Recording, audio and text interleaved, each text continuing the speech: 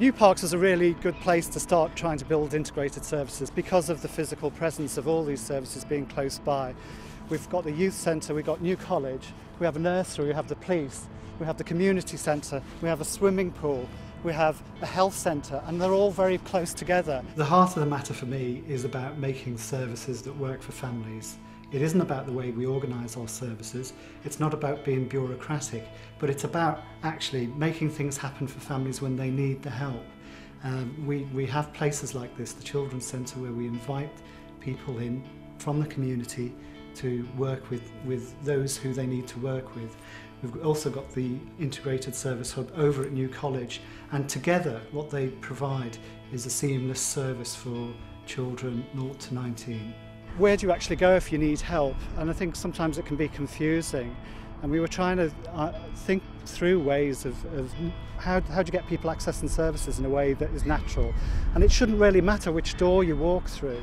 You should be able to expect the right kind of help and the signposting in all of these places. So we've been working across all of these agencies and providers, trying to make them get a sense of a local identity. And I guess over a year ago now, we started off getting staff all together in one place at one time, and we were asking the question, what would New Parks look like if all these services and things happened really well? What would it mean for people? Some of our children come from very difficult backgrounds, some are young carers, and they need multi-agency input and support. It would have been several referrals to several agencies, where it's now one referral form. You meet, or the agencies meet, and put the ideal package together for the child and the family, identifying all of their needs. So this child and family don't feel that they're in limbo and that they're speaking to several different professionals to get to a support package. It's probably one professional, because it's key worker, or a lead professional, and they will put a package together, the right package for the family. And that's what needed to happen.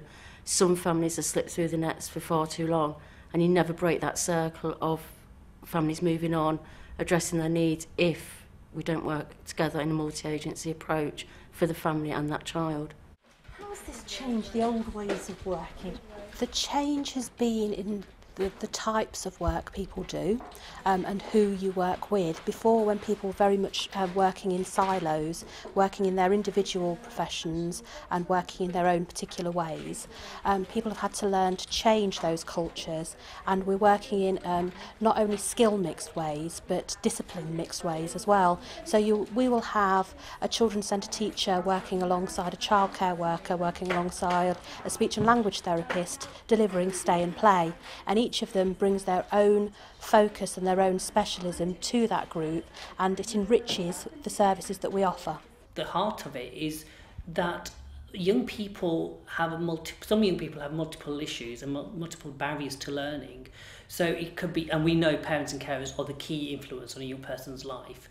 So really it's looking at the young person, their environment, and how best we can all support that young person, whether it's filling out a college application form to give the young person something to hope for, or it could be a health-related issue, attendance, really everything that sort of permeates the Every Child Matters framework. Are things getting better with people working together? Is there a sort of a before and after? Oh yeah, definitely. I mean, I've always been really multi-agency minded anyway, because youth work is really under-resourced. So really, to get anything done, you have to work with other agencies. It's just been a totally different working environment experience. I mean, I understand what other people's job roles are in the community. So whereas I always knew sort of roughly what an EWO or a school nurse, roughly what their jobs were, now I know them personally. I'm so much better professionally, that I understand exactly where I need to go. If I need help on a certain issue with young people, I know when I'm going to see those people, where I'm going to see them. I've got contact information, and I know I can just bounce ideas off them. The difference between having worked in the health centre and now being based within a school is the speed of communication, the rapid referral situation, and I love that because it gets out all the mess all out of the way, all that trying to communicate. And communication is the answer to most problems. If you really want change to happen, in your opinion, how does that occur? Our experience of making change happen is that it has to happen from two ends of the spectrum. It has to be strongly led by a very clear vision of what the changes are that needs to happen. But also we've found the practitioners are very keen. They recognise what needs to change. They recognise what's wrong with the way that we traditionally have provided services. It's actually made me feel very excited to be a part of something that was actually new, particularly within the New Parks area where there were a number of difficulties, and there still are a number of difficulties. But at least I've seen how everybody can work together, how everybody's committed to actually get the best services for children, young people and their families. So it's not just about the young person as an individual, it's also seeing them as a part of a family and also an extended family that also impacts on them and the way that they behave and the life that they have generally. Things have really shifted in the city. There's a whole different atmosphere. We all want to work together. We all want to sort of get to enable and work with our families much earlier. I need to help as many people as I can. I'm not in it for the money. I'm not in it for credibility or status. It's not what I'm about.